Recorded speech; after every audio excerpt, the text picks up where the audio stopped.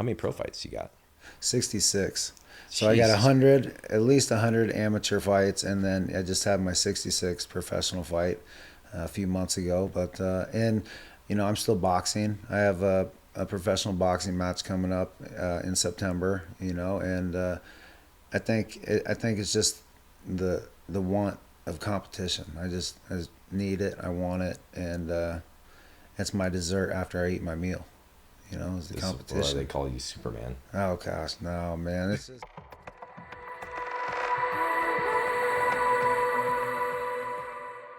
Guys, special podcast today. I'm here with a friend of mine, Victor Moreno, who is an MMA fighter, a jiu-jitsu competitor, kickboxing competitor, gym owner, and founder of Absolute Combat League. So we're going to talk about MMA, jiu-jitsu, mindset, the local Iowa scene here, his Absolute Combat League, their card coming up, what they have going on there, and all variety of other topics. We'll touch into mindset and competition mindset and training, and I'd like to get some more insights from you. And also, the great thing about this podcast is I sit down with people like yourself who I see somewhat routinely, but it's not like at the gym I'm just going to be like, so tell me, more about your life, like start me somewhere, so that's a huge benefit to me is today I get to kind of also ask you some of those questions and learn more about how you got into martial arts, what's your, where you're from, what your upbringing looks like, things like that,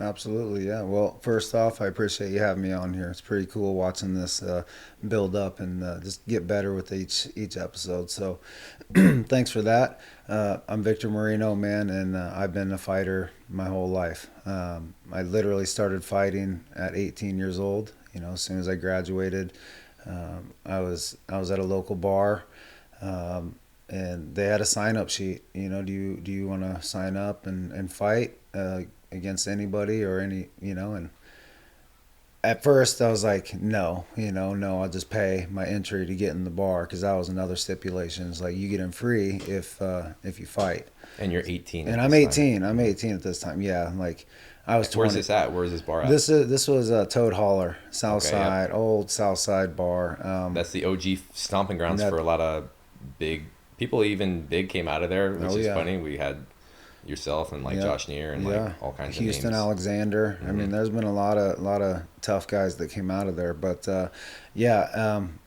so I don't have to pay. I'll just fight, and that's what kept me in the fight game. Is it was free, it was cheap, and it was a lot of fun. So I did that over 100 times. 100 you did over 100 amateur fights. Yeah. How often were you doing them? Weekly. Just every Wednesday. Week? Every Wednesday for a couple years, and probably 2.5 years. I was fighting once, if not twice. That's great. My first MMA fights were in a bar in Fort Dodge, and it was the same thing. Like, I'm 19, just turned 19, and me and my buddies were like, they'll let you fight people. Yeah. They'll give you even sometimes a few $100. Of course, you got to deal with the stitches and every other problem of yourself. Fine. But it's like, you got to go every way to get into a bar fight. Yeah. And then usually people suck at fighting, so that's no fun. Yeah. But I'm in the mind of an 18-year-old me. Absolutely. You just get to fight people every weekend on schedule. That's badass, right? Yeah. Oh, absolutely. And it wasn't just, kids my age, it was any age, any weight, anything like that. It wasn't even MMA. It was called No Holds Barred, so that was scrapping. It was good stuff, man. And I learned a lot about myself growing up there. I made a lot of wrong decisions throughout that, but obviously that made me stronger now. This is just where we're at today, and I'm proud of where I started and where we're at. How many pro fights you got? 66. So I got at least 100 amateur fights, and then I just had my 66th professional fight a few months ago. But I'm still boxing. I have a professional boxing match coming up in September. And I think it's just the want of competition. I just need it. I want it, and it's my dessert after I eat my meal. Is the competition. Is why they call you Superman. Oh gosh, no, man. It's just I don't know. How old are you now? I'm 39. 39. I'll be 40 in January. Just gonna keep fighting. I'm just gonna keep going, right? Yeah. I mean, why not? I feel like I'm pretty smart when it comes to injuries. Small. I haven't had any big injuries, thank God. But right now, I'm just gonna keep going. If I feel good, I'm gonna keep going. Hmm. So this is it. Plus, What I get to train with guys like you and Karsten and everybody at Henzo's and my gym and Des Moines Jiu Jitsu and how everybody's coming together. Like, I want to be healthy for that stuff too. That's it's part just of getting it. good, right? It's getting So really good. it's It's funny. getting really It's good. funny. That's Yeah. how I feel too. Like Hmm. now I'm just getting to go and do more competitions that didn't exist or have more opportunities, and it's gotten bigger. The community's gotten behind it even more, and it's grown so much. Yeah. It's like it's just getting good. Like I got to Sure join in is. on this. It's not past my time. It's not someone else's time yet. It's still my time. I get to go Hmm. out there and Yeah. and still throw down. I mean, even in the UFC, I mean, some of the champions, they're in their late 30s, some early 40s. I do believe the prime is, that age.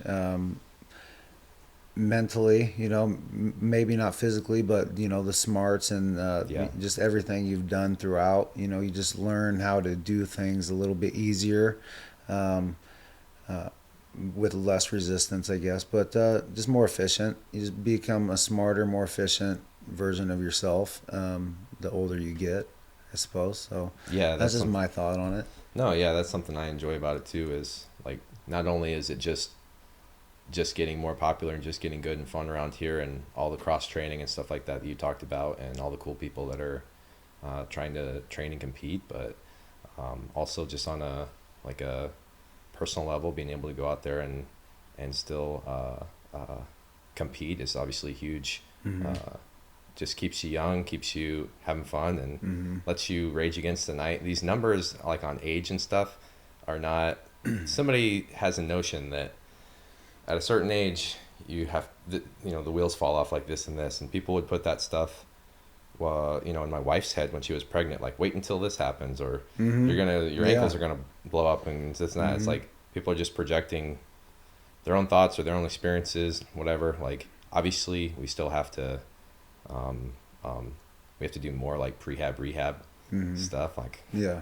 stupid like knees and neck and shoulder and all this stuff, but it's just getting good for us now too, is what I'm trying to say, Yeah, for like sure. just getting good for the community and just getting good for us. Like we're just I'm just starting to figure out jiu-jitsu, Yeah, yeah, I'm that's just starting great. to get Yeah. efficient here. Oh, there's more. Oh, there's more. Yeah, Yeah. absolutely, man. That's great. That's And great. I'm sure MMA's been like that with you too. I mean, Yeah. because the sport itself has evolved so much, Hmm. and you also don't get to miss out on that. Like you get to join that wave and stay current on everything. And Hmm. it would take a lot more to win a UFC title now than it would have Oh 10 years yeah, ago. absolutely. Yeah, they're So the young generation, the kids coming up now, and just from what they've seen and what they're trying to do now. I got a 16-year-old kid that it's like he's playing a damn video game with him. He's spinning left, spinning right, throwing these big kicks, and it's like I was not able to do that when I was 16 years old. This hmm. kid is amazing, and just his IQ and knowledge of fighting is impressive. So for him being young at 16 and for me, being almost 40 years old, like there's a lot for him, for us to like absorb and gain throughout that little bit of time. So I'm excited for that for him.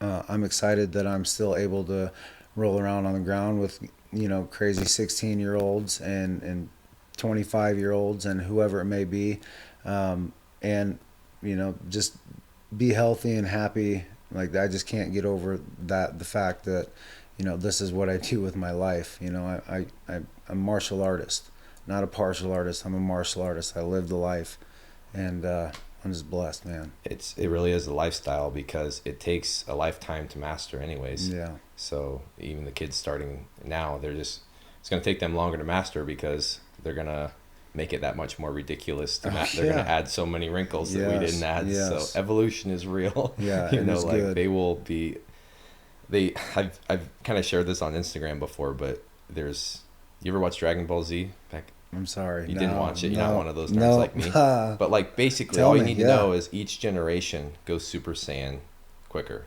Okay. And I just think that's so accurate because it's Yeah. about martial arts really, but it's about kind of a fantasy anime martial arts. But like going Super Saiyan's like getting your black belt, like, or something like that, like, in a way, like, but they can each go much younger. Like, when I'm out competing, people be like, why can't you put away that, like, 18-year-old? It's like, Yeah. well, that's some of the hardest dudes. Yeah, What are you talking yeah, about? yeah. They're like, well, you got almost 18 years jiu-jitsu.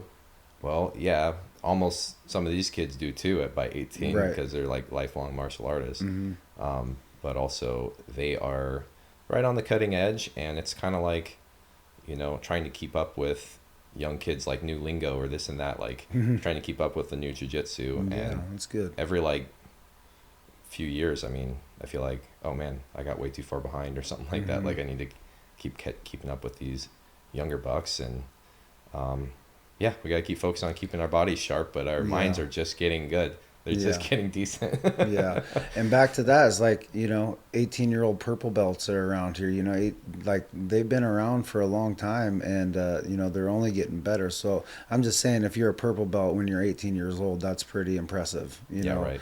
That means you've been through it for a while, so, and then, the ones, I feel like the ones saying, how come you couldn't put away the purple belt or the 18-year-old or anything like that? Either A, they don't know what they're talking about. A lot of times they just don't. They don't know. They don't follow or it. B, it's a coach of yours or somebody, pushing you, saying, come on, man, why couldn't Which is totally legit. Yeah. So there's two different mindsets that you can take out of that. And, I think that too keeps me going.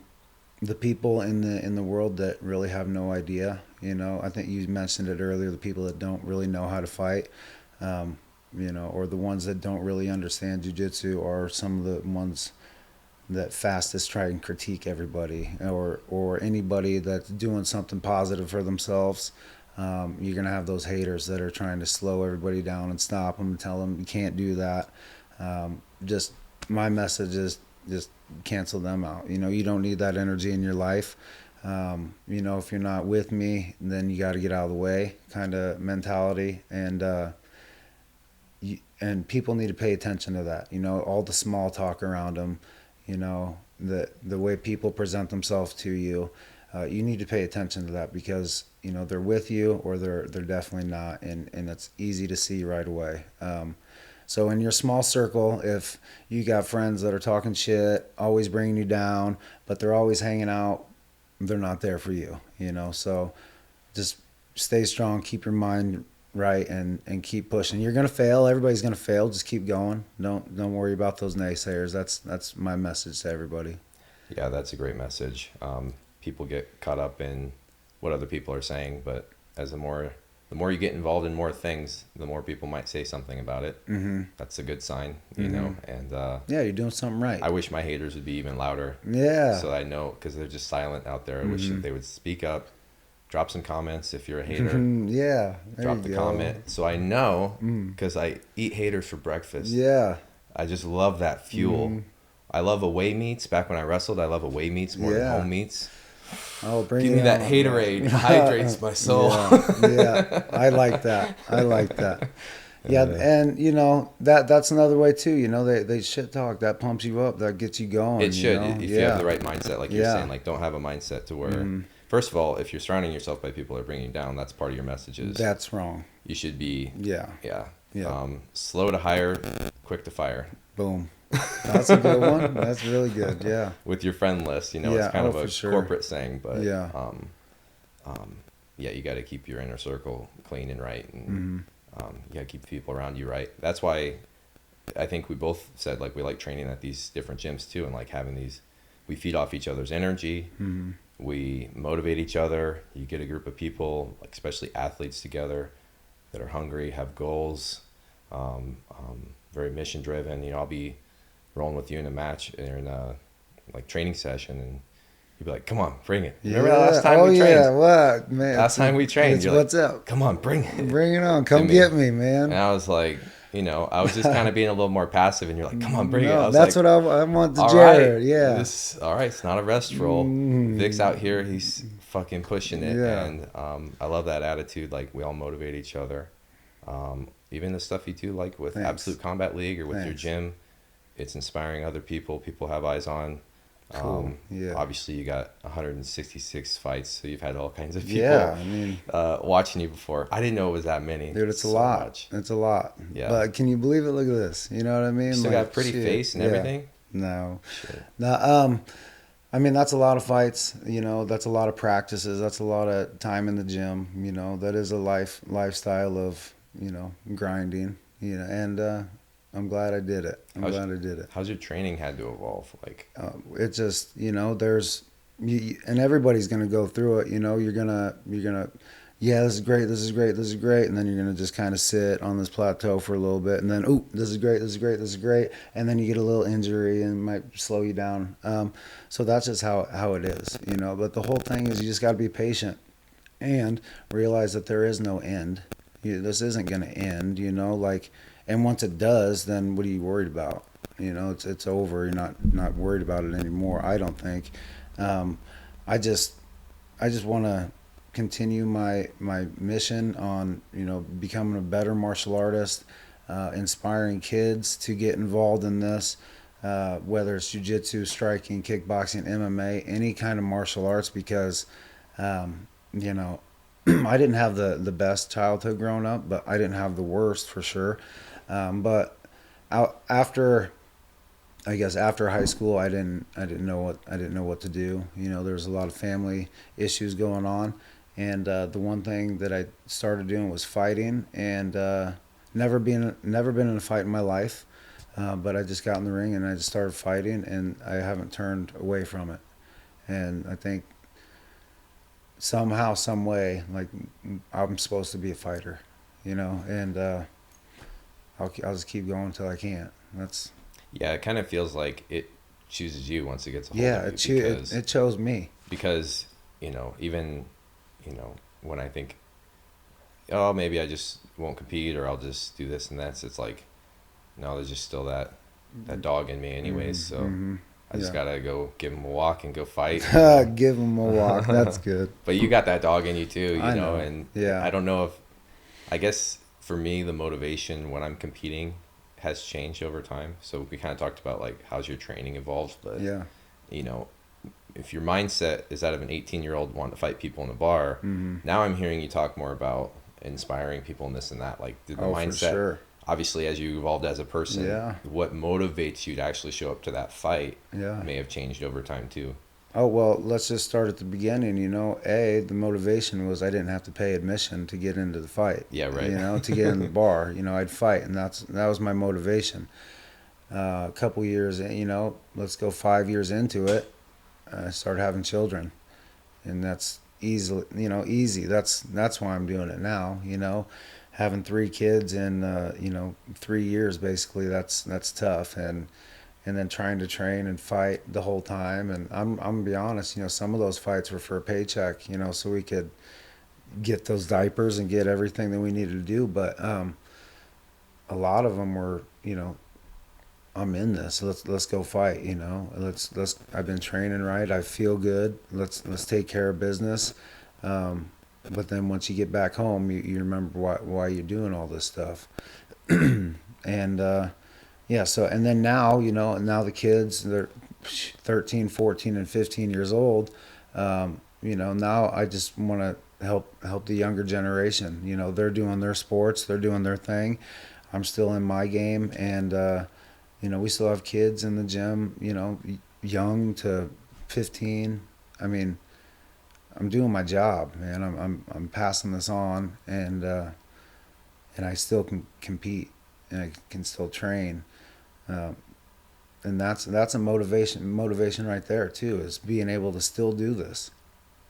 Yeah. You don't have to do this, and I say this all the time to people. It's like, you're coming to the gym to do fitness with me, right? Like, I am not holding a gun to your head saying, get your ass out of bed. You better be at the gym. You don't have to do this. You get to. You're able to do these things.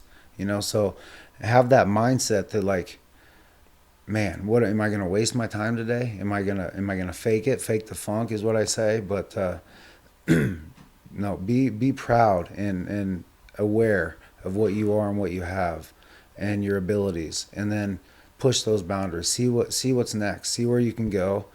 Once you stop, man, then it's I don't know. I can't even tell you that. Like once you stop training, I don't even know what. I've been training, Yeah. so I don't know. I don't want to know. I just You'll want to have to keep keep training. training. Yeah, I'm saying keep training. Yeah. You hear these people breaking down and gaining weight. Screw that. I see it. We see it all the time. They say, "Where you been?" I've been gone for. Well, I put on 40 pounds and this or that, and I understand that, but the mindset, your mind needs it. It needs that out. Not just your body physically, but your mind needs some sort of martial art, some physical activity, right? Where you have to think in a fast like scenario. Come on, what are we doing? Where are we going?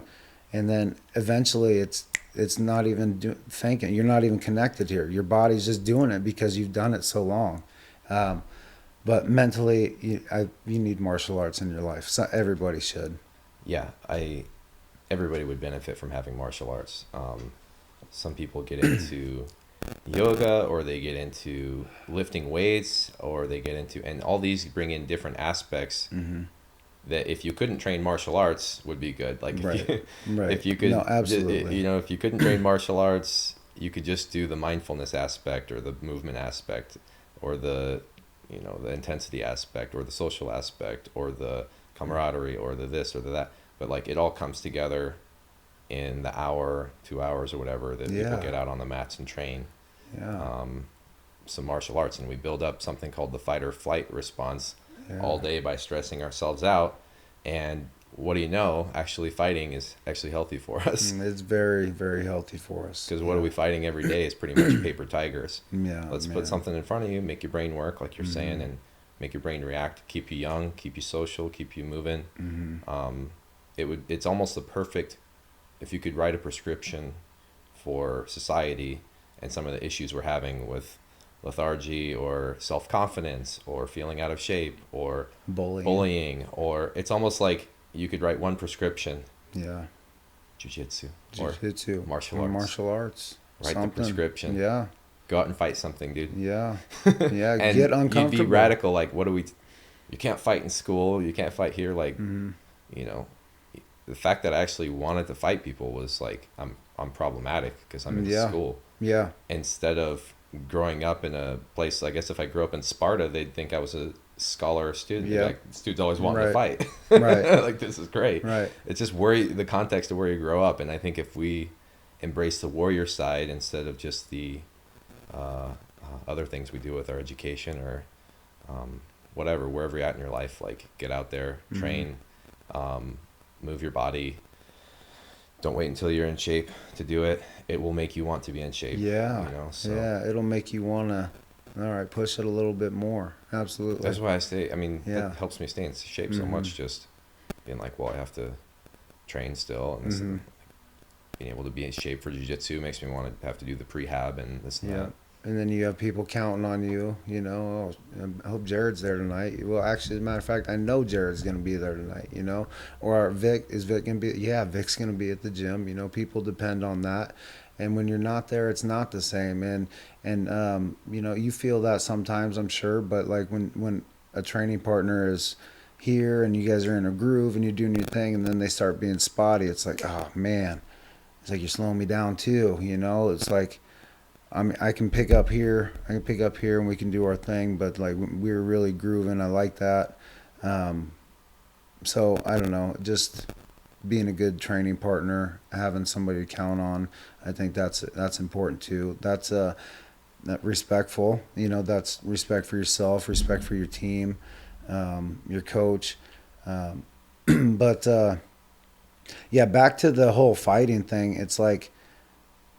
If you train, if you're doing, if you're on the mats, if you're hitting some kickboxing rounds and you know what it's like, you're not going to be that asshole out on the streets. You know what I mean? You're going to be humble. You're not going to start those fights. And that, I think that was the difference, when I was younger, 18, and I was just like, let's just fight all the time. What is this really? Let's just fight. As to now, it's like, all right, I know exactly what fighting is, and really, that's probably we don't want to do that, you Yeah. know, outside of what we do, you know, because it is serious business. People just are very fragile and they don't realize that they are. Yeah. You go ahead and bounce your head off a concrete curb one time and you're dead. Well, that's it. Or you go Yeah. and mess with the wrong person, they stab you one time, you're dead. Yeah. Fighting's super unsexy, but people have like a primal need to do it. And that's another part of the pitch to me for martial arts training, is that these guys, like say like young guys going out to a bar actually wanting to fight. Well, if you actually put them in a cage and say, okay, here you go, here's the rules, here's the padding, you know, yeah, they probably won't even want it, a lot of them, right? Wait a minute. Yeah, right. So you'd freak them out if you ever, you know, you're out at a bar, they want to fight and be like, okay, just come sign the waiver and just come to the no. Yeah, hey. Why don't you come to my gym and sign the Yeah, waiver? come on. I got a place. I can do that. But like sometimes people are overly agitated. Maybe it's even road rage or whatever. Like I said, they've built up. We know people have like meters for these things. If you haven't drank water in a long time, you're going to probably need some water. What have we been doing our whole lives? They're definitely drinking water, definitely breathing air, and definitely fighting and fucking. Definitely. Yeah. Like these are all core base of the pyramid type things. And if you As don't do much as any of those possible. things for a while, it builds up in you. So people are building up all this fight mojo. Now they might not have as much fight mojo as you and me, but it's building up. The stress is building up, and that pressure valve could be released if they just fought people. But they don't. Doesn't that They feel don't do good? it. Yeah. I love after a good training session. I mean, I love during a good training session too, but or after a competition or something like that, and you've done everything, you did the work. Or hitting the weights really hard, you know, or hitting some sprints or doing anything where Once it's you get just started. like so hard. And then nothing like being done. I'm like, yes, that's exactly what I was looking for. That's exactly what I needed. This is how my workouts go. I'm not motivated to start almost ever. Then I go work out.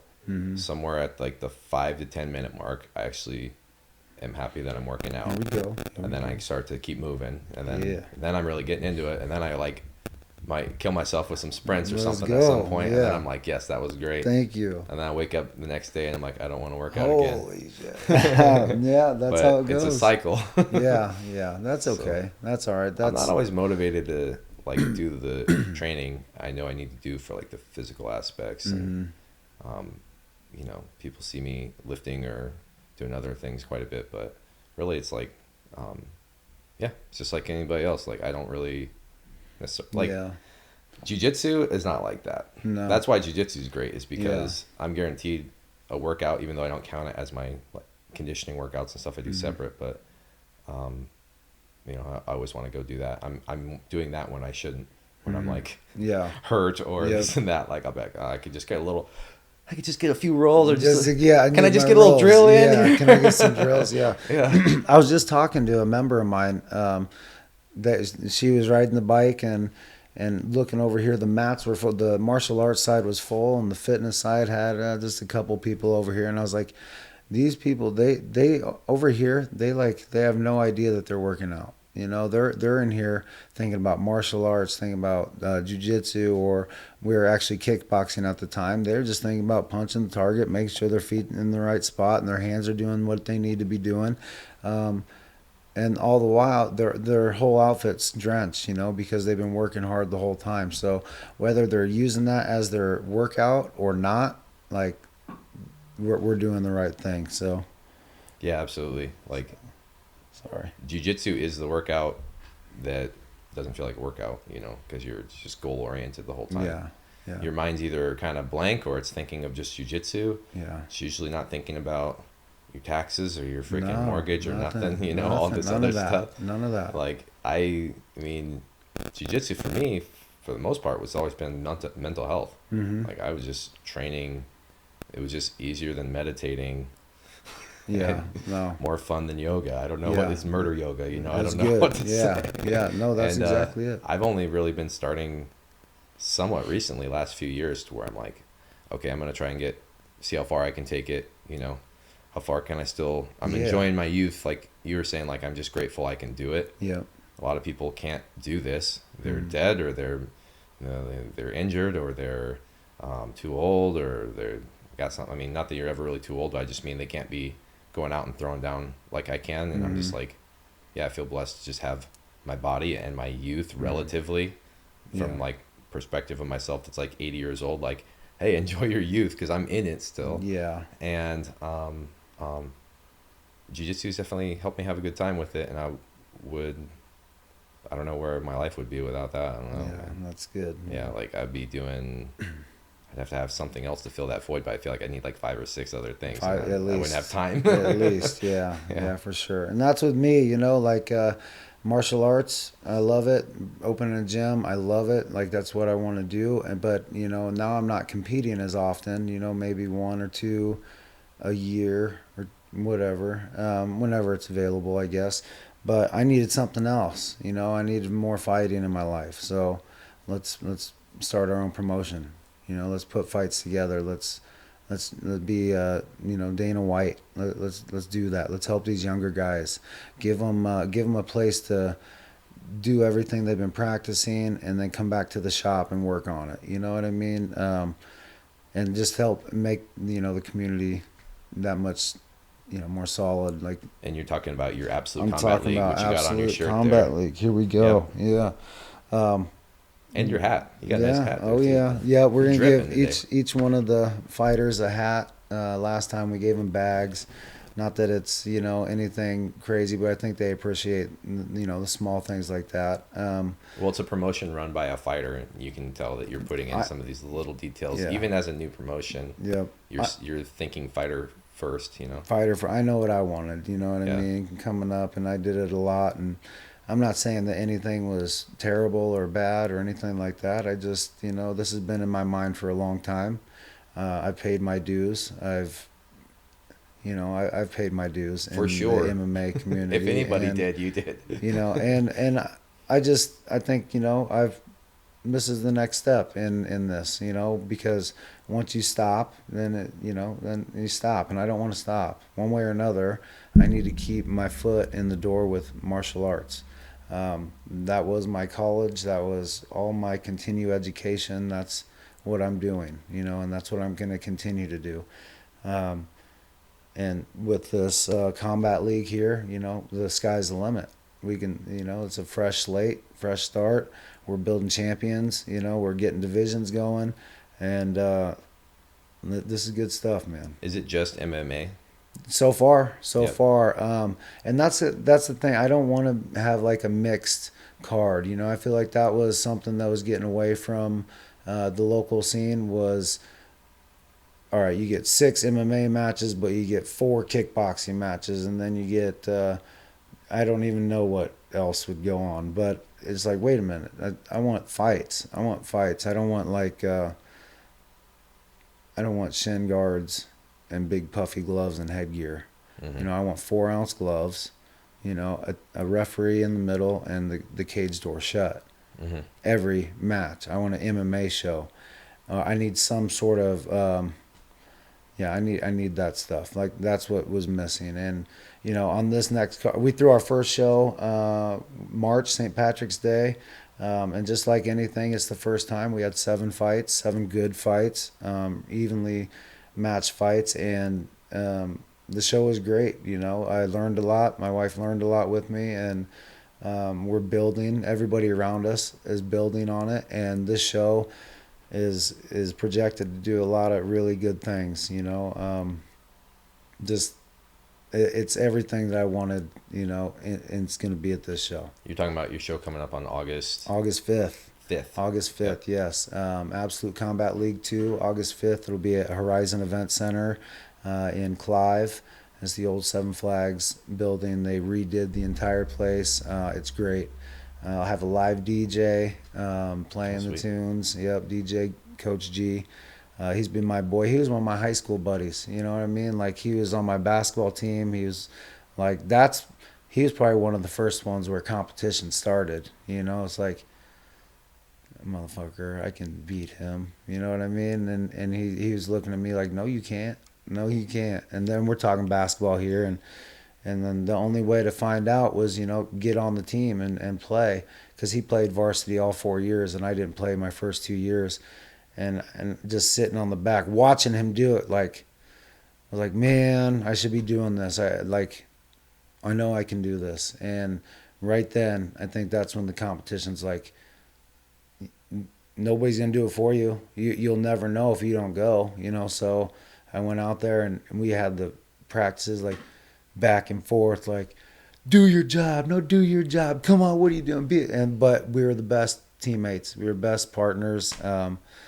We did really well together, playing together, and I got to thank him a lot for that. But anyway, he's still my homeboy, and he's DJing he did the open mats, at the gym. Oh yeah. And then he did the first one, and it's just a good thing, keep your circle small, man. Well, I mean, it's so funny you say that because so many guys especially get into jiu-jitsu or they get into MMA, or in your case it was basketball, but they get into something like that off of maybe just one other person. They're like, I can beat that fucking yeah, no, fuck that. For guys, our ego is so important in that way because it's like it's Yeah. calling us to action.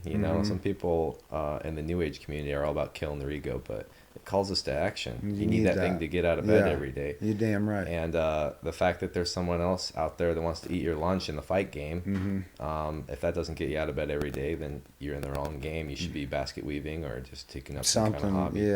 Something else. Yeah, just gardening. You can post in your Facebook gardening group. Whatever you want to do, man. Hey, Yeah.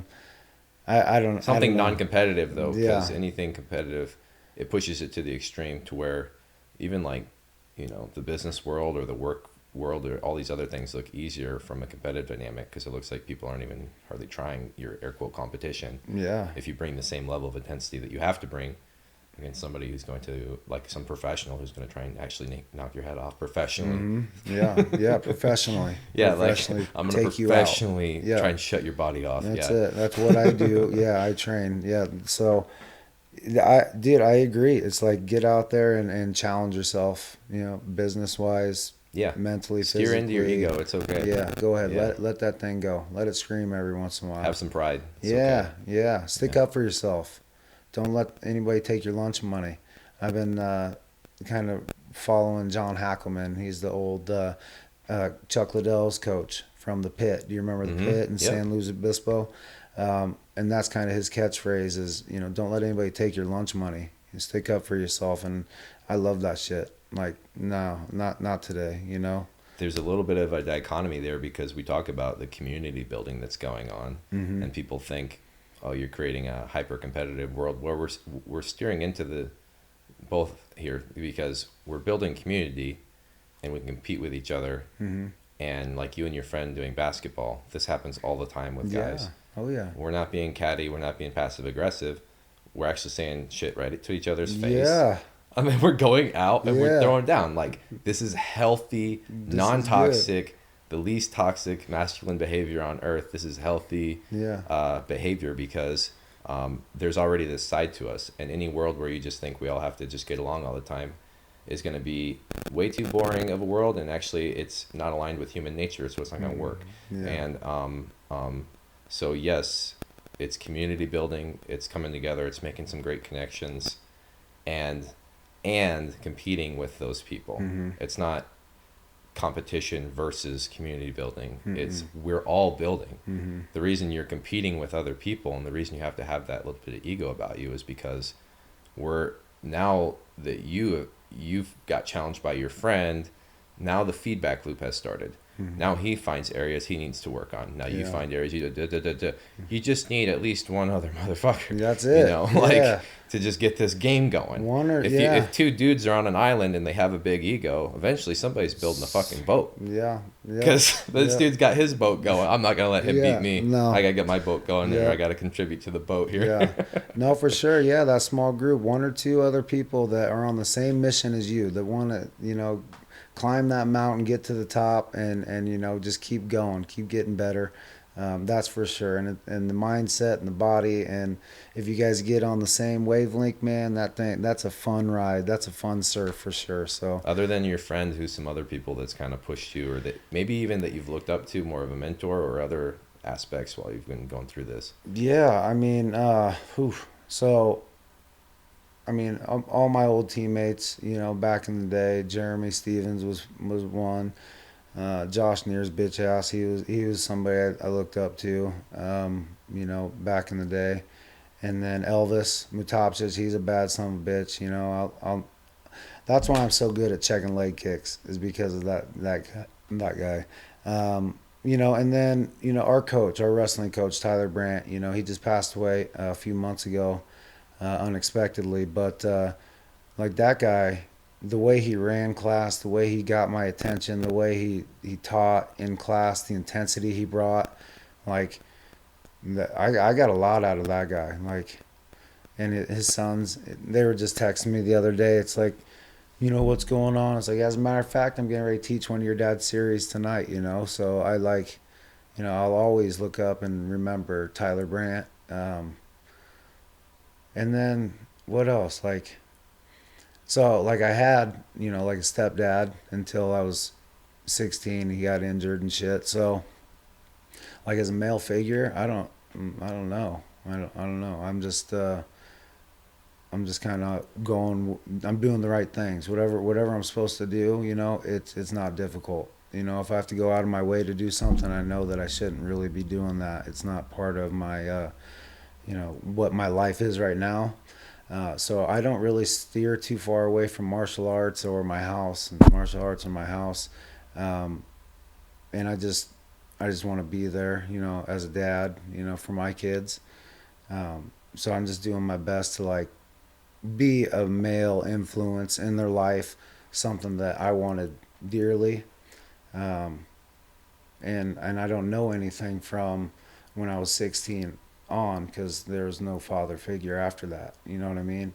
So my high school basketball coach, a couple of my teammates that were with me right there that, you know, taught me the, you know, school of hard knocks basically, and then, you know, more coaches in my life. This is the importance of, Yeah, you know, now that you're in that coaching position, you yeah, see the importance, because um, it's like, yeah, you don't know what that kid has going on, and yeah. if that kid loves to fight and that's why they're there in your class, then you know they got something going on Hmm. potentially. And it's like coaches end up serving as stand-in father figures for Hmm. a lot of kids in a lot of different sports across the country. So the importance of that relationship is huge. Yeah. Hmm. Yeah, just like they keep you honest. You know, they won't let you, you know, slack off. And you know, if you want to be serious, you want to be anything, you'll listen. You won't ask questions. You'll do what you're told. You know, and you know, as a young 18-year-old guy that was just fighting, you know, that was a reckless life, man. That was nothing that I knew, nothing that I wanted to do, but something that I had to go through. And you know, I'm glad I did, and it's made me a better person today because of it. So, but regardless of all that, it's like, you know, my number one thing right now is to be the best dad ever. That's it. Oh man, my kids got me a number one dad, like world's best dad, stereotypical like water cup thing that Yeah, I've been using around the house. And yeah, I grab it and I'm like, I it's told real. Chelsea, I was like, I gotta live up to that now. If Hmm. I have this cup, I know it sounds corny because all the No, kids get their dad the yeah, thing, right? And I was like, um, but it's no, easy. I look at this thing and I'm Yes. like, I think number one dad. So I think when there's competing priorities, or I'm, you know, should I be doing this instead of doing Hmm. something with them, like definitely helps me hone my focus. Hmm. Sounds silly, just a cup, but No, it's good, man. It's good. Like, and then back to like doing the right thing. Like, dude, your kids are so gentle and so, you know, they just absorb everything around you. Just do the right thing because of them, not because of you, but because of them. And that's been the easiest part of my life, is just yeah, making them proud. I think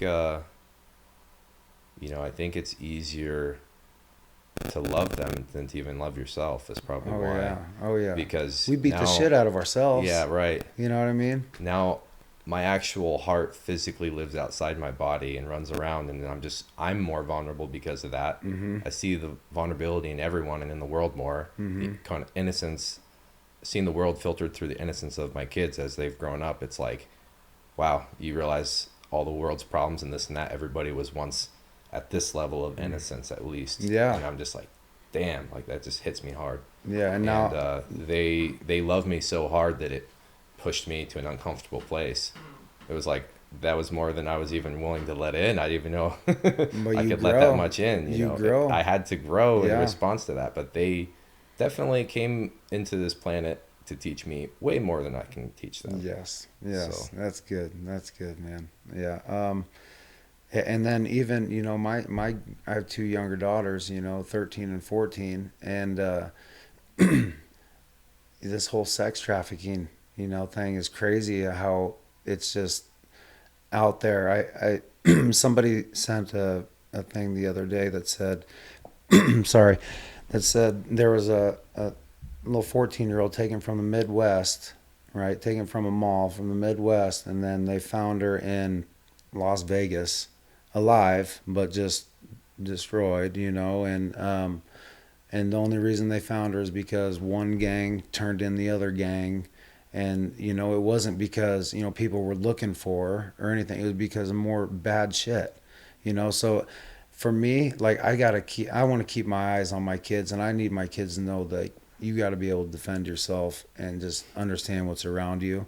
Especially if you're trying to go to the mall with all your friends and things like that. They're not little babies anymore. They're starting to be, young adults, and they need to understand, like I said, their surroundings, what's around them. They need to have their phone on them. There's a lot going on with this world right now, man. yeah, that's really where we come in because, like I said, they came here to teach me more than I could hope to teach them, I feel like.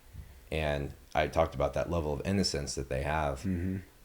And it's like, I'm just going to protect them from threats like that as much as I can, and then protect them from even some of the subtle bullshit that's out there. Like, we homeschool them. It's not right for everybody, but like, I feel like that keeps them away from all kinds of like, kind of Shit. issues with the Yeah. public schools, let's put it that way, like Yeah. what they focus on and what they do.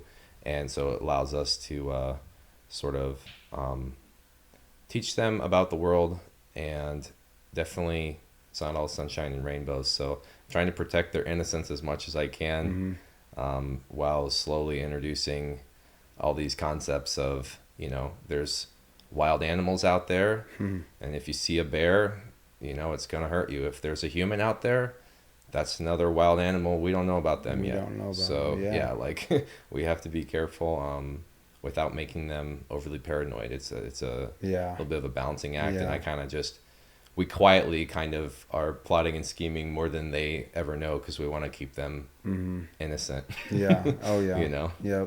Yep.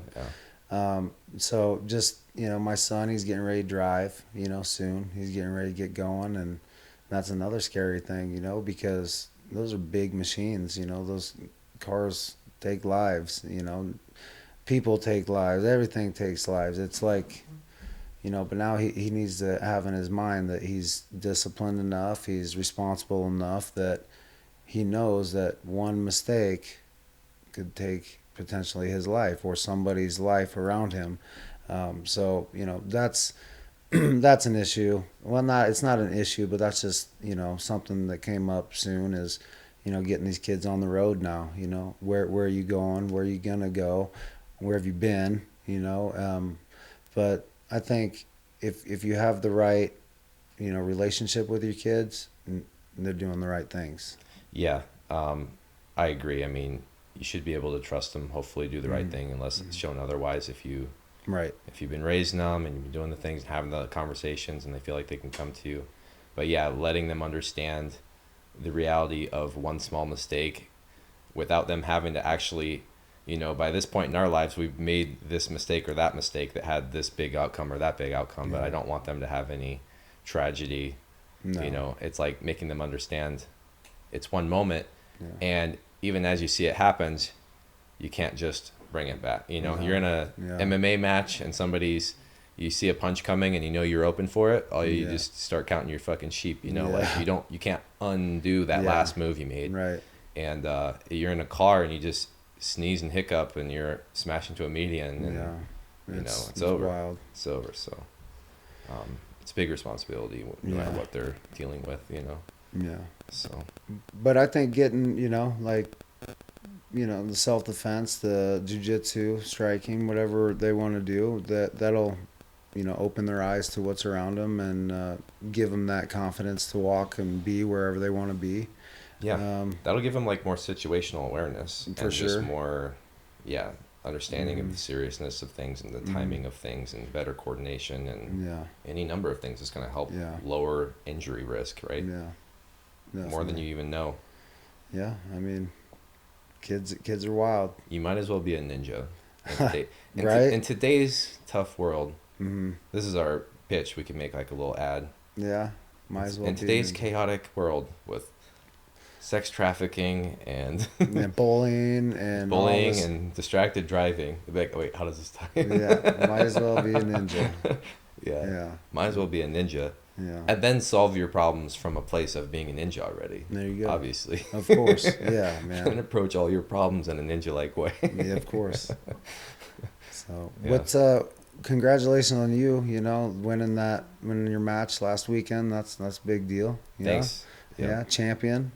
Yeah, I have to go defend the belt though, so I have to go back. You get to. I get to. Yeah, you get to. No, I have to. Yeah, that's awesome. That's awesome though. Good. Yeah.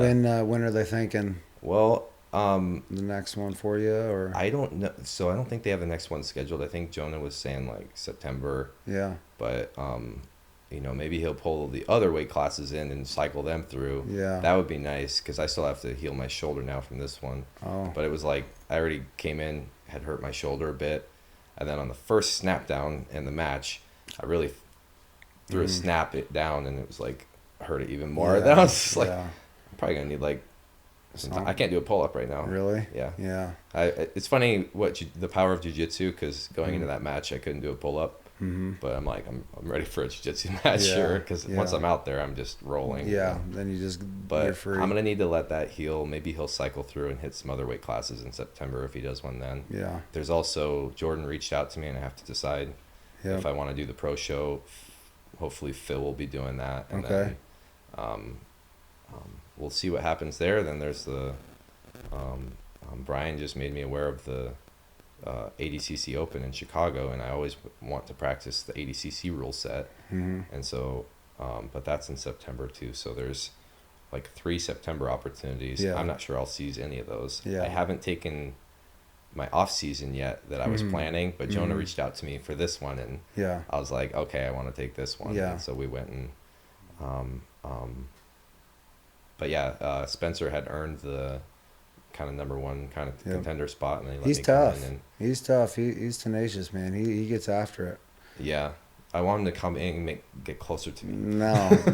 I feel like he's a scrambler. Deeper in my guard. Yeah, no, he's a scrambler for sure. But Jonah, he's fighting on our show. He'll be MMA fight on the show. Where's he at? Is he on the undercard? Yeah, Jonah, he'd be the undercard. We have 6 undercard matches and then 5 on the main card.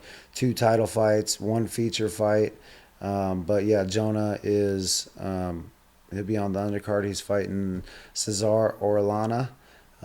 Cesar. Yes. He did your last fight. He did, too, right? yeah. He fought for the title in the last show. He's been into Moreno Jiu-Jitsu before, so I know Cesar, yeah. Yep. He's a scrappy. He is. I'm just so lucky he's not any heavier. Yeah. That dude is about as tough as fucking nails. Yeah. Oh, yeah. He's good. And he's quick, and he's, but he's got a lot to learn. And, Jonah, he was one of the first ones that reached out to me, actually. I said, anybody in for August 5th? And he's like, if you can find a 125 pounder, I'd be in.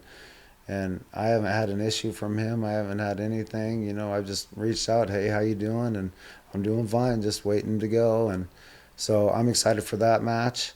You got Michael Boylan on there too, Michael right? Boylan, Where's he at on the card? So he's gonna 2 amateur title fights, and then he's gonna be the featured fight. I'm very excited about his fight. He's fighting a guy named Ray Hayes. He's the number one amateur 145 and 155 pounder out of Missouri. So he's a double champ down there. And Michael Boylan has a bunch of titles as well And Michael too. Boylan's a double champ here. So this is double champ versus This double is a champ. big deal. Holy Yeah, shit. and it's the number one Iowa guy, number one Missouri guy. And I feel So like Iowa needs to show up and pump, and that's what I'm. come out Yeah. for Mike. Oh yeah. Oh Yeah. yeah. They'll be there. He's a big draw. He's a Yep. big deal, and he works hard. You know, he earns He this draws stuff. me. I come to all his Yeah. fights. I love watching him fight. But I with these guys, I think either one of them or both of them after this match are ready to go pro. You know, Right. so that's why I made this a 5-round fight. It's not for a title, you know, but 5 3-minute rounds. You know, give these guys championship rounds. You know, because 9 minutes, that's not even 2 rounds in a professional fight. You know, so let's at least get you 15. So who knows? I mean, Ray's last fight was 27 seconds. He's a striker. He hits hard. He means it. And Mikey's a scrappy ninja. So he'll go anywhere the fight wants to go. He's comfortable. I've and seen him confident. get clipped before and come back, and I think it was one fight or 2 fights ago. And he's so scrappy and tough. So Yeah. he did get clipped. He's clippable, so maybe we could see something like that, but he'll have to watch out. But then once he gets a hold of you, he's a tenacious Yeah. with his wrestling and his Yeah. takedowns and his ground and pound too, and that's how he ended up finishing that one after he got clipped. Yeah, So. and that's kind of like the matchup too. It's like, man, we got this striker against this guy that he's a pretty good striker himself, but really, if we get on top of him or we get on the ground, that's really where Mikey wants to be. I'm assuming, but you never know. You never know what the game plan is, how they're gonna come out to the match. You just only tune in to watch. Now they're not the main event though. They're not the What- main they're, event. Are they co-main or where are they at? They're So, on the actually, end of the undercard. Yeah, they're match 3 of 5 of the main card. So Of the the main last card. 2 fights will be pro fights. Last two are pro. And Yep. Is either one of those for a title or just two pro Nope, fights? just 2 pro fights. Yep. We have Manny Colon. He'll be the main event against Luis is his name, and I don't want to even Galligan or something. I'm sorry, I butchered his name, but the kid's tough. All right, he has some serious striking. His Muay Thai is really slick. He's strong. He trains with Jake Bauer in Ames, so his jiu-jitsu is going to be pretty decent. And he's going to be a game opponent. Manny, he's always tough. I'm sure you've seen Manny Yeah. fight before. Whether it's kickboxing or MMA or jiu-jitsu, whatever it is, he's always tough. So to get those guys to compete against each other, that I'm What weight excited for class that are they one. doing? That's 145. Those guys Yeah, are just so going to fly around the featherweight. whole time. Oh yeah. So we're going to be treated to Yeah. pro level, fast moving. Yes, and Chaotic it's gonna fight. be some mean stuff. I mean, both of them hit hard, both of them kick hard, and I'm excited for that one. And then I mentioned Jake Bauer. He's going to be the co-main event versus Luke Rodriguez out of the Quad Cities. So, and that'll be a lightweight match at 155. So that'll be good. Jake, he had his pro debut a few months ago. Wasn't quite sure, what to think of that one, but all I know is it's in the past, and he's ready to bounce back off of that one. And then Luke's tough kid. He has a win over Ben Holder, and Benny's a tough kid. I was hoping Benny would be able to step in and take that match, but that wasn't the case after his last fight. So we got Jake in there, and there's whether Luke wins, we have a match. Whether Jake wins, we have a match somewhere. It's just it makes sense to get these guys going. They're both looking forward to scrapping, and I'm glad they're going to be a part of the show. Oh, that's going to be another great fight. Man. It's going to be exciting to watch Jake throw down again too. Not sure I've never seen him actually live do his MMA fights. So. No, same. This 'Cause will he's be been the doing first like North one. Iowa fights and some other ones. Yeah. So anybody that's a fan of Jake, come down. Yeah. Right here in Des Moines, we'll have him. So Yeah, Marriott, they got co-main and main event slots there. okay, Yeah, so they'll with be Jake bringing a and whole Luis. crew from Ames. Yeah, So. yeah. And then Manny, Iowa Martial Arts, they always bring a crew, and we got a couple of those guys on the card. It's gonna be good. Team Perselli, they have 4 or 5 guys on the card too. Let's just get to one of the title fights. Will be Connor Cullen. He's a kid from Absolute. He's a basketball player, so he's gonna have good footwork. Just like I feel like that's where I got my footwork, was all the basketball I played in my years. But ironically, the kid likes to grapple and likes to be on the ground. He's 6'4", just long, strong, 205-pound kid. And then it's just going to be a good match. He's fighting Jose. Jose, golly, dang it. I'm sorry. Let me look it up. I can't butcher this kid's name. But anyway, he's more like a Tai Tuivasa. Right? Do you know who that is in the UFC? Tai Tuivasa. He's just a big, throws hard shots. Takes 2 to throw 1 kind of thing. Jose Rodarte. He's 3-0 kickboxing. Like I said, he swings and he means it when he throws. So we'll see how that goes. And then last one that I'll talk about real quick will be our featherweight title fight, amateur featherweight title fight. Gene Zarbano Jr. He's coming out of Kansas. He's a pretty good amateur. He's 7-3. So that's a lot of experience. 10 amateur fights. That's a lot these days, I feel like. It's not 100, but I mean it's 10. Mm-hmm. And then he's fighting Andreas Lugo. He's out of Iowa Martial Arts. And he has 5 or 6 amateur fights. He's fought in the LFA. He's a tough kid as well. He's beat a kid from my gym. I just can't tell you how excited I am for all these matchups. You put together a great card. Only your second promotion. Yeah. You've got some of the most prominent jiu-jitsu schools around central Iowa here all showing up. Yeah. All supporting. And you're gonna have some video and some photo and some content for everybody. Mm-hmm. You're gonna have a DJ there. You're gonna be giving away some little bit of swag too to your fighters, like really taking care of the fighters. Man, I'm super excited about where that's going, because any of these other ones that came up that are kind of 3-letter organizations that are known, like that popped up around here, they all got started somewhere, just like you're getting started somewhere, but you're already starting, I feel like, so far ahead of that, because you already had the name as a fighter, as a trainer, as a gym owner and all that. And you've been able to draw all kinds of great fighters that people are going to be super interested in seeing. So and you mentioned all the local jiu-jitsu gyms that are like so supportive. Like, that's wild. That's wild to me growing up. Well, not growing up, but in the fight game, I guess. How it's either you're a fighter or you're not a fighter. You fight or you don't. You kickbox. Oh, well, you're not a fighter. Oh, you do jiu-jitsu. Well, you don't fight. But that, I was so blinded. I was so blinded by that, and it quickly rubbed off on me. And we were talking about a guy earlier, Kevin Burns. That I used to come to Des Moines Jiu-Jitsu, and I was his main training partner for probably a couple years, getting him ready for Anthony Rumble Johnson fights and all his big UFC fights. Like, I was cross training before, before it was so open. I think what happens is some of the guys realize how much they're missing out on. Like, in that case, he's looking for someone else that can actually push him. Mm-hmm. And if you get to a certain level, especially if you get to a certain level in your gym, you're going to be like, okay, there's that one other training partner that pushes me. Like we talked about, you need like that one other one.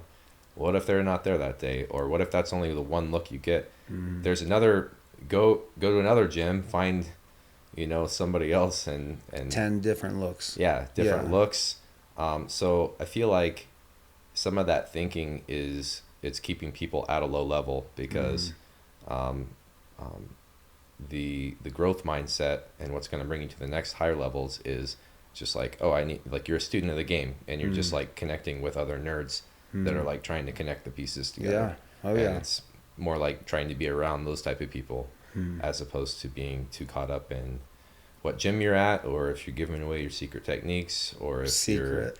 you're if you're Dude, you know, everything's borrowed. anything that you know you would think is bad about cross training. I think some of that just came out of, yeah, it makes sense. This is the old, I could go into different examples, but it's like the us For sure. versus them. It's just standard us versus them stuff. Mm-hmm. And it's the same with, like, you talk about, oh, you're not a real fighter because you do just do this. Well, like, the jiu-jitsu guys are definitely not going to care about that distinction. Right, yeah. Who gives Because a- we're yeah. just rolling around in spandex. Like, Yeah. what are we doing? You know, like, we're just a bunch of beach bums, basically. Like, we're just going to show up and, like, support your fights and be like, this is sweet. Yeah. And I love going and watching fights, even though I don't fight anymore.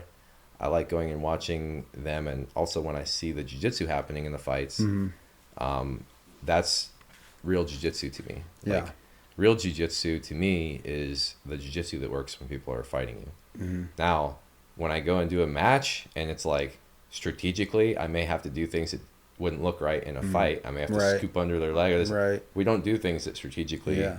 are for a fight, but we have the underlying core theme of jiu-jitsu, being able to control someone against their will. And that happens at its maximum in a cage, people working against walls and things like that, people getting pinned down and getting people punch them in the face. And while they can punch you and kick you, then try and choke somebody out Yeah. in that chaos. Like, Yeah. that's the real jiu-jitsu.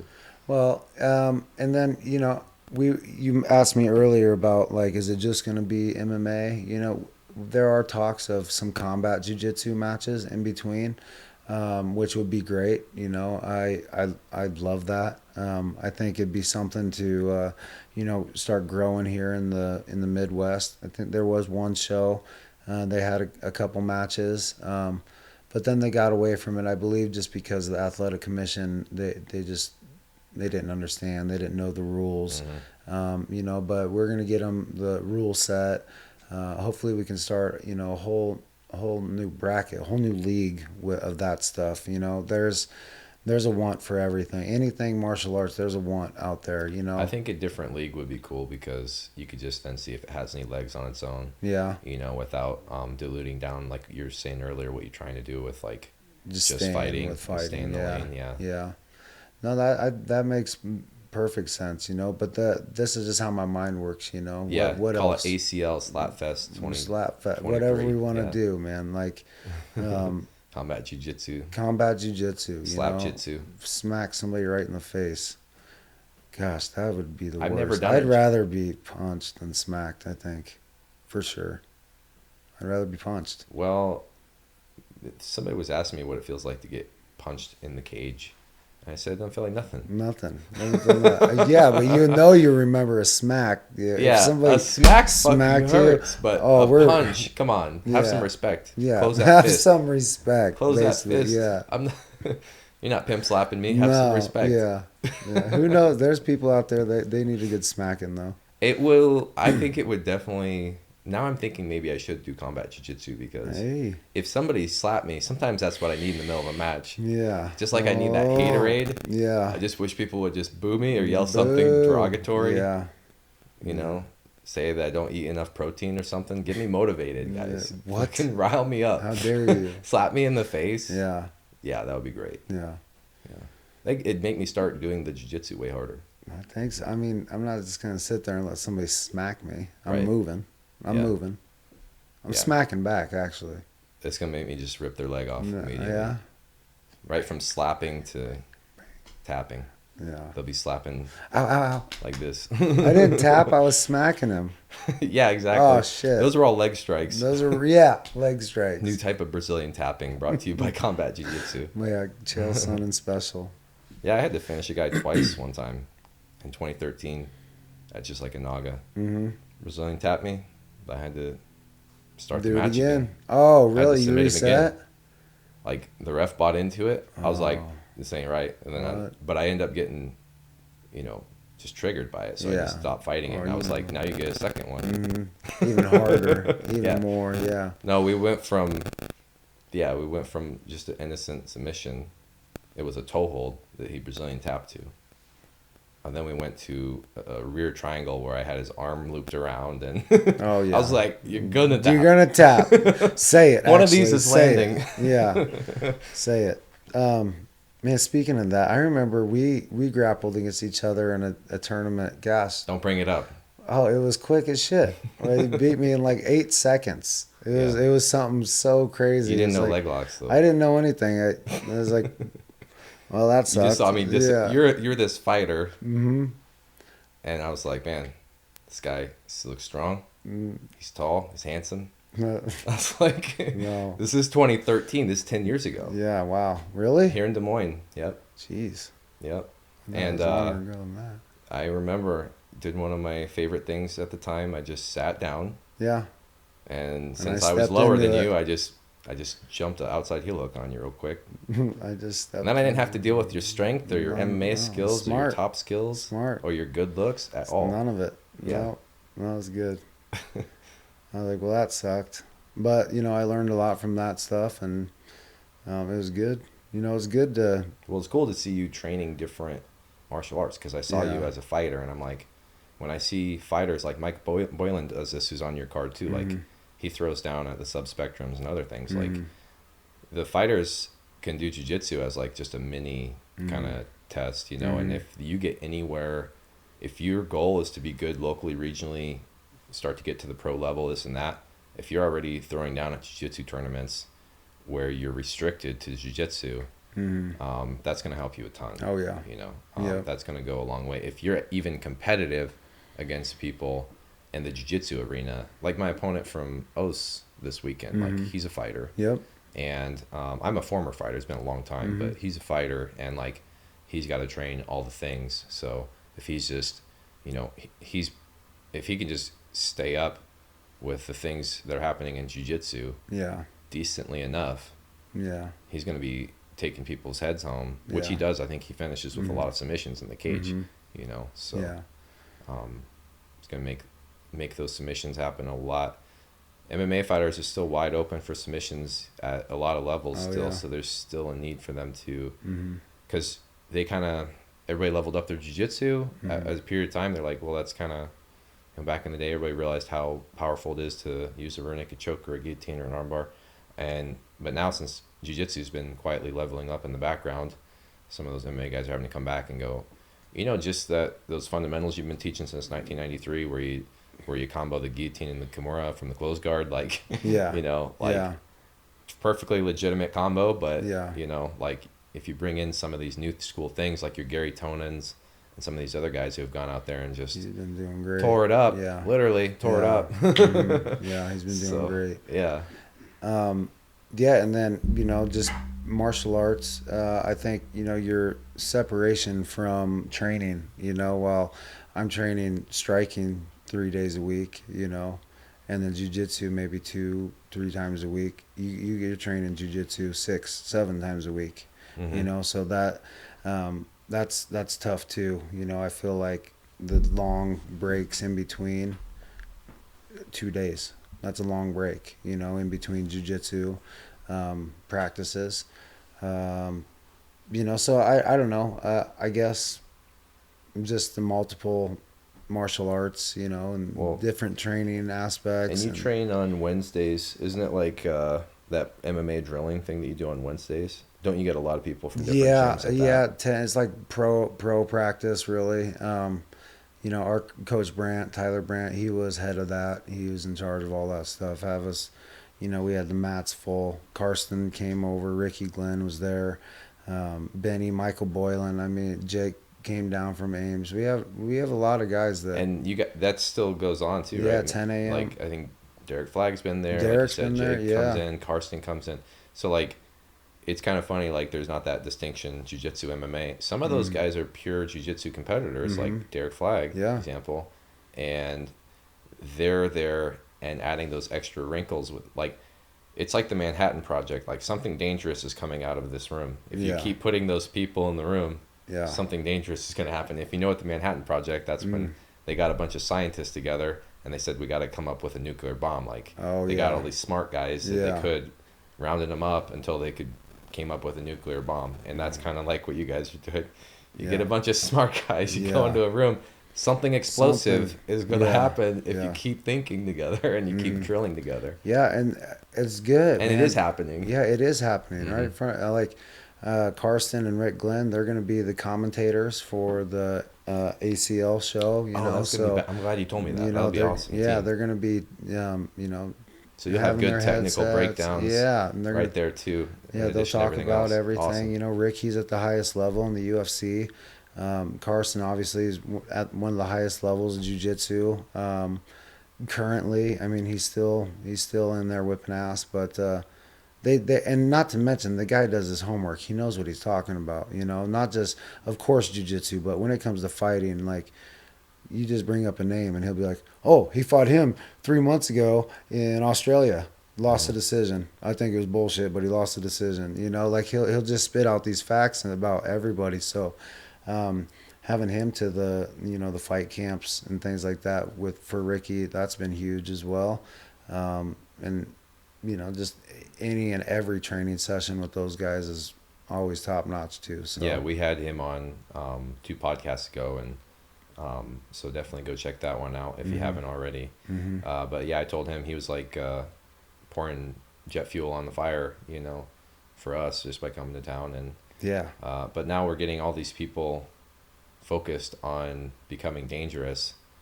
Things are breaking around here. yeah, Like things are yeah, happening. Like Des Moines, even like in here in Des Moines, I yeah, mean, like at that OS event, yeah. we were all different gyms pretty much from Des Moines, but there was 5 of us competing, and we went 5-0. So Des Tearing Moines, shit we went up. 5-0 there, Yeah, and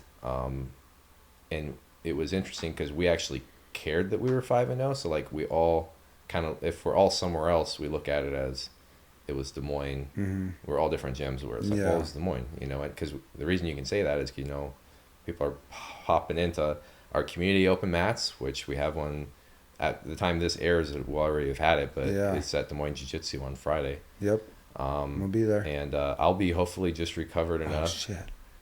Yeah, I'll throw from down. your shoulder. Yeah, I'll throw down still. It'll work. I yeah, got a massage Wednesday. We can keep this thing working. yeah, yeah. I did an ice bath this morning to try and help all kinds of things that still hurt on me. Yeah. So, yeah. I will be there. I unfortunately won't. I'm actually having a procedure done Thursday. Tenjet. Have you heard of Tenjet? Tendinopathy is what I have here, and what they're doing is they're gonna create a small incision, and then they're basically power washing my tendon.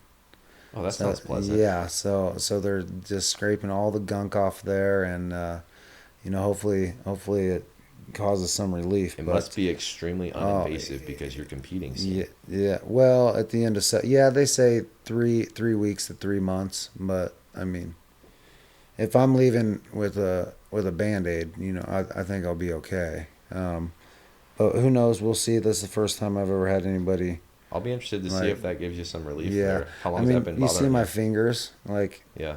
I get a lot of pressure here, and I think it's all these tendons that are connected throughout that are just tugging down here. So he explained more about it. I'm not the best at like retaining information like this. I just know he's cutting it open and power washing my tendon.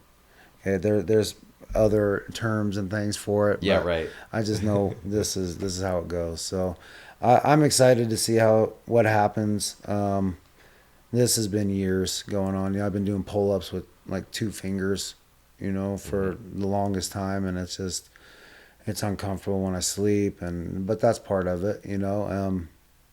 I'm not complaining. Don't think I'm complaining. I'm not complaining about You can anything. come on here and This complain. It's this is okay. how this is just part of the life. I just complained to my wife, and I tell her I just complained to you, so then Yeah. I get all Okay. out of my system. Yeah. I'll say like, "Oh, I'm so sore," or something. Like, Yeah. Yeah. but Yeah. basically, we're just always sore. Yeah. Well, this is That's just different. life. This is the different sore, and Well, that's like a yeah, that's like a real yeah, That's in the category of things that are a problem that at yeah, some point need addressed. yeah. And I think it's years of holding pads and Mm, holding mitts for people. getting knocked Yeah, back. just all that stuff. I just need to clean it up a little bit. Kind of like a knee, I think. Every once in a while somebody I need to get some scoping or something done. I've never had that done, but some people need it. You have a great like facility, Absolute Martial Arts. So the new location that you have there up in Johnston, Yeah. it's amazing. Like Thanks. when you're talking about that, made me think about it because there's a lot of like knee prehab, rehab, sled work, or this work, or this and that you could be doing there because you have like this whole beautiful like training area there with like the turf and everything. Yeah. But you guys have like that set up because you have like these 6 a.m. or what time you have these Yeah, morning man. classes. Oh, People yeah. come in and it's like they're training to be SEALs or something. They're up at 5 a.m. fucking 5, lifting the 6, boats over. 8. I don't know what they're doing. Whatever we can do, man. Like this is, like I said, I'm a martial artist. I'm not a partial artist. I live the life, the strength and conditioning every single day. Monday through Friday, Saturday we're hitting heavy weights. Sunday we're doing something, sprints, riding a bike, running up a hill, doing whatever we can. But yeah, 5, 6, 8 a.m., those are our morning fitness classes, and we're swinging a And kettlebell. people can just have like a fitness membership too, or Yeah. because you have like a fitness following too. Yep, yeah. Right? So we have 2 memberships. We have our martial arts side, and then we have our fitness side. And then, unlimited membership. You can do anything you want. Either one. And we have people take advantage of both of that. Some of my fighters, they're in there in the mornings. They're in there at night. We just opened a noon hour, so just trying to get more people involved in the absolute lifestyle and gym, and that's just the way it's going. I love that you're doing that because it's a huge missing piece. Mm-hmm. You can have non-athletes in their training and they're gonna love it because you guys are doing legit training. It's gonna help them get in great shape, and you can also offer it to fighters. And there's not been so much of a formalization of that aspect. It's been like, well, jiu-jitsu class is this time, striking class is this time, and I hope you're in shape on fight day. Right. Do the things that you saw on Instagram. I don't know. Damn, man. I don't know. Find a personal trainer. You know what I mean? Thank you. Yeah, it's great that you have like formal. You block out time. Here, you have a whole track for that. Yeah. You have half the building, which you have a ton of mat space on one side, and then you got a ton of fitness space on the other side. Yeah. And it's great. If anybody listening to the podcast that's in Central Iowa that trains, hasn't checked it out, Thanks. check out your gym. Yeah. And if you're into fitness, jiu-jitsu, or MMA, either of those three or combination, that gym's perfect spot for it. Thanks, man. I appreciate yeah. that. Thank you. Yeah. I tell my students, my members, whatever, endurance is a weapon. Endurance is a weapon. You like, oh, you're tired? I love getting those guys in here. They come out all hard and fast and this. Oh, okay. This is when it starts. Yeah. This is when it starts, and endurance is a weapon. So if you get tired, you're not able to fight. You're not ready to fight. Well, they say fatigue will make a coward out of you. Absolutely. Or whatever, and it's true because if you can't actually keep moving your body, your character is not responding to your buttons anymore. You're button mashing. Character's not moving. No, how come it's not doing anything? What's going on? He's broken.